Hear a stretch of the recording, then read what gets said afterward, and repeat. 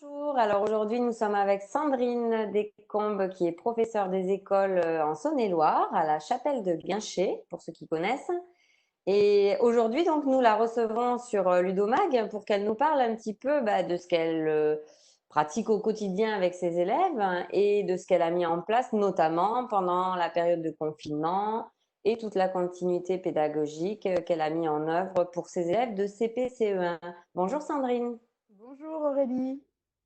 Alors, dans ma classe de CP CE1, on a une classe qui fonctionne avec beaucoup de projets. Alors, beaucoup de projets Twitter parce que j'ai trouvé une vraie famille et une vraie salle des maîtres incroyable. Donc, on utilise la tweetée, on pratique des Twilipo, des filles inférences que j'ai créées, tweet en rime, maths en vie, enfin voilà, plusieurs projets qui circulent, qui sont en vogue en ce moment. Et donc, tu as le temps de faire tout ça parce qu'en fait, ce sont des projets qui se calent sur les différentes disciplines, j'imagine. Alors, oui, mais c'est intéressant de partir de ces projets justement pour intégrer des nouvelles notions, pour les faire découvrir. Donc, j'aime beaucoup cette façon de travailler. On met les élèves face à un dilemme et grâce à ce dilemme, eh bien, on va chercher des outils qui leur permettent de progresser. Ce qui est intéressant, c'est que ce sont des projets collaboratifs qui permettent la communication entre différentes classes, l'ouverture sur le monde. Et ça, c'est fort parce que les enfants, ils n'écrivent pas que pour moi, ils écrivent pour les autres élèves. Et la motivation, elle est bien plus grande. Ils sont tellement motivés que parfois on leur dit non, mais c'est bien comme ça. Non, non, mais attends, maîtresse, je vais refaire parce que là, regarde, c'est pas très bien écrit ça. Donc voilà, c'est vraiment riche pour ça.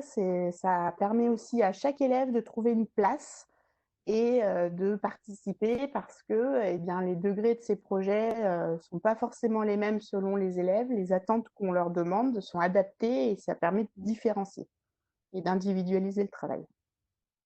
Alors, tu me parlais aussi d'un projet que vous avez mis en place en collaboration avec Laetitia Vautrin, que nous avons déjà interviewé sur Ludomag, qui est EPS Co. Alors, EPSN Co, oui, c'est un projet qui, à la base, enfin, le gros du projet plutôt, est un échange sur les sports de lancer traditionnels pour permettre aux élèves de faire découvrir leur culture sportive régionale. Donc, c'est parti de Ludovia d'ailleurs. On a décidé ce projet à Ludovia il y a 2 ans. Et puis, on l'a mis en place pour la première fois à la rentrée. Donc, il s'articule autour de 3 axes. On a un axe de rencontre locale.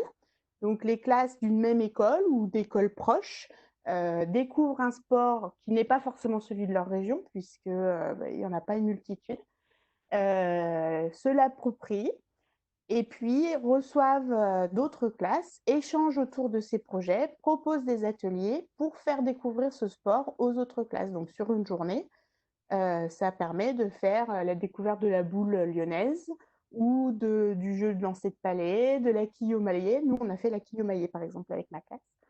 C'était super.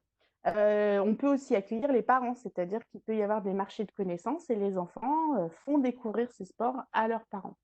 Après, on avait prévu aussi au niveau national des rencontres permettant aux classes de voyager et de venir se présenter leur sport chez nous à Mâcon, puisque la ville de Mâcon était d'accord pour accueillir notre projet au Boulodrome. Donc ça s'est pas fait à cause des circonstances. Et puis il y avait une partie virtuelle qui permettait aussi aux classes isolées, parce que parfois on n'a pas le budget pour se déplacer, et bien de participer et d'échanger avec d'autres classes via les réseaux, via le mail aussi, parce qu'il y a des classes qui ne veulent pas travailler sur les réseaux via différents moyens de communication. Alors ça a vraiment bien fonctionné là avec des classes de maternelle se sont appropriées le projet autour de Radégout depuis le début de l'année. Pour les classes de cycle 2 et cycle 3, c'était plutôt en fin d'année, donc le confinement a remis un petit peu en cause tout ça. Donc on a des super vidéos, elles se sont lancées des défis sur Twitter, c'était vraiment vraiment chouette. Et puis avec le confinement, il a fallu, on a un petit peu dévié parce qu'on avait des demandes d'enseignants qui cherchaient à faire des activités d'EPS à leurs enfants, à leurs élèves, pardon. et puis des élèves qui étaient coincés dans des appartements, qui ne pouvaient pas sortir. Donc, comment leur faire du sport à la maison avec le matériel qu'on a autour de soi. Donc, avec Laetitia, on a créé des planches et une application EPSNCO sur lesquelles il y a 5 activités. Donc, il y en a pour les élèves d'élémentaire, il y en a aussi pour les adolescents et les adultes, pour le coup.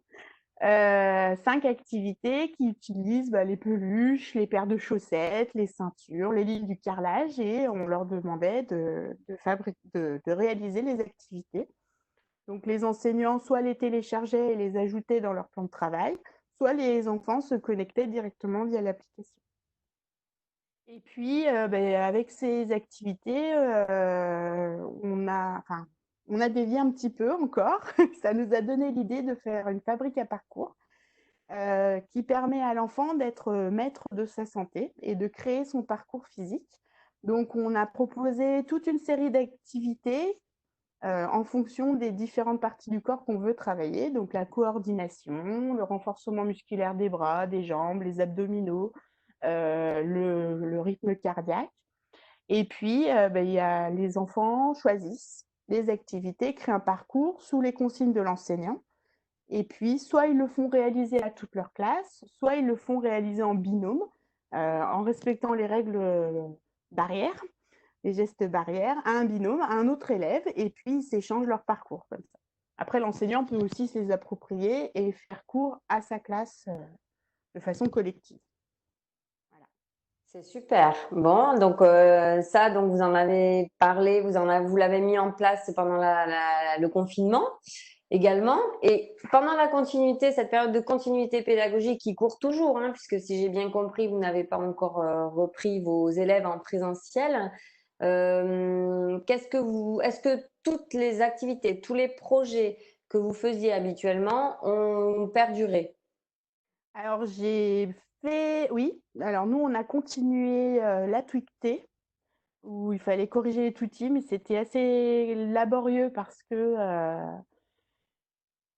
qu'il fallait les mettre en groupe et qu'en visio, c'est difficile de les mettre en groupe. On a continué Défi Inférence, on a fait le projet Un écrit pour un soignant autour du réseau TADAF.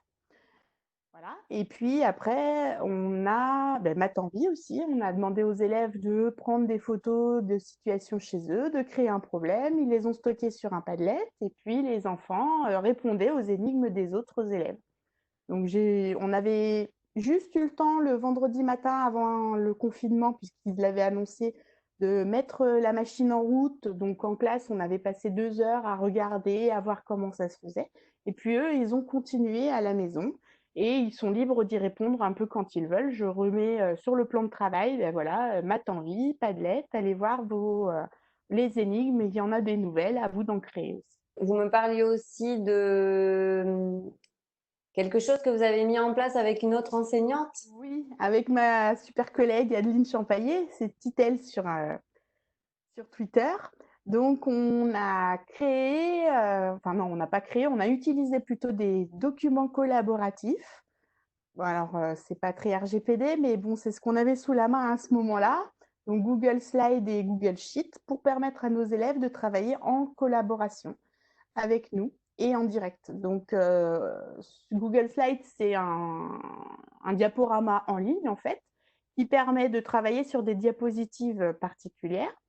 Donc, soit on donnait une tâche à tous les élèves et ils avaient chacun leur diapositive et ils répondaient. Par exemple, on a fait de la symétrie après de la manipulation en direct. Je leur demandais de reproduire une forme en symétrie. J'avais préparé le modèle, j'avais préparé les formes à déplacer et c'était à eux de les choisir et de reproduire. Donc là, chacun avait sa diapositive. Ça me permettait d'avoir une vue d'ensemble puisqu'on peut soit avoir la possibilité de travailler avec une diapositive par élève et les autres en miniature, soit on a toutes les miniatures des élèves et en plus gros, et du coup, on les voit travailler. Et de vive voix, puisqu'on a couplé ça avec une visioconférence, de vive voix, on pouvait dire attention, regarde, tu t'es trompé, ou dis donc, tu avais drôlement progressé, c'est vachement bien là. On fier de toi, qu'est-ce que tu as compris, explique-nous. Ou tiens, Marine, tu as compris ça, explique-le à Déborah, regarde, elle est coincée. rends-toi sur telle diapositive et puis va lui donner un petit coup de pouce. Après, ça permettait aussi de les faire travailler en binôme. Par exemple, on a fait le jeu de la marchande de MHM.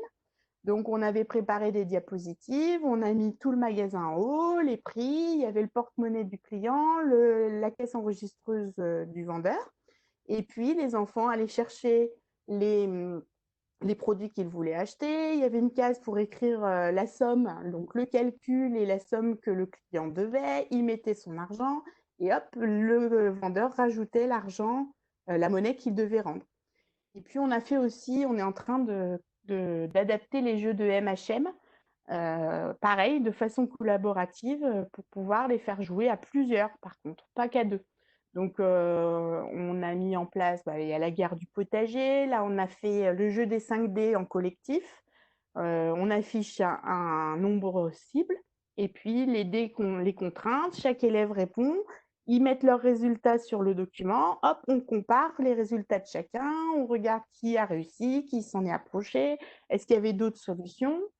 Qu'est-ce qu'on a fait? La piste au gorille. Enfin voilà, on essaye de faire une multitude de jeux pour qu'on puisse garder un lien avec eux et les corriger en direct. Ça, c'est important. Nous, on aime beaucoup faire ça. C'est-à-dire que stocker les copies et leur rendre le lendemain, on trouve que c'est moins efficace que de faire tout de suite la remédiation parce que les enfants, ils oublient leur procédure. Et ils ne voient pas tellement l'intérêt de corriger. Ce qu'ils veulent, eux, c'est faire la suite, en fait. Donc là, hop, on corrige, on vérifie, on valide, on donne des outils tout de suite en place, parce que parfois on arrive à anticiper leurs erreurs, donc on fait un petit stock d'outils, de cartes mentales ou d'explications pour aller les aider. Donc, si je retiens bien, c'est la collaboration ou l'aspect collaboratif et le lien à maintenir qui est primordial. Et au travers de tous les projets en fait que vous avez mis en place dans la classe, pas seulement pour le confinement ou pendant le confinement et pour la continuité pédagogique, c'est des projets qui existaient déjà avant. Ça a permis en fait d'assurer aussi la continuité et d'assurer une dynamique de classe. Alors maintenant, il y a les prochaines semaines qui arrivent. Vous allez retourner en classe, mais vous aurez aussi des élèves qui seront encore chez eux. Donc, comment ça va s'articuler, ça? On va essayer de continuer de la même façon parce que j'ai la chance d'avoir quelques ordinateurs dans la classe. Donc, on fera un planning que je mettrai sur notre ENT pour que les parents puissent s'inscrire. Donc là, c'est pareil, je mets un lien vers un document collaboratif et puis les enfants à distance s'inscrivent à des horaires différents. Donc, j'aurai peut-être moins de choix parce que parfois, pour faire travailler une vingtaine d'élèves, il fallait que je fasse 4 fois le même créneau. Bon, là, comme j'en aurai une partie avec moi, je mettrai des horaires imposés, plus limités, pardon. Et puis, on s'inscrira, je me connecterai, mes élèves en classe se connecteront sur les ordinateurs de la classe et on continuera le travail en collaboration entre les élèves de la classe et les élèves qui sont restés à la maison. On va essayer de faire comme ça. Bon, super, merci beaucoup Sandrine Mais de et rien. surtout bon courage pour la suite. Merci beaucoup. Et à bientôt. À bientôt à Ludovia.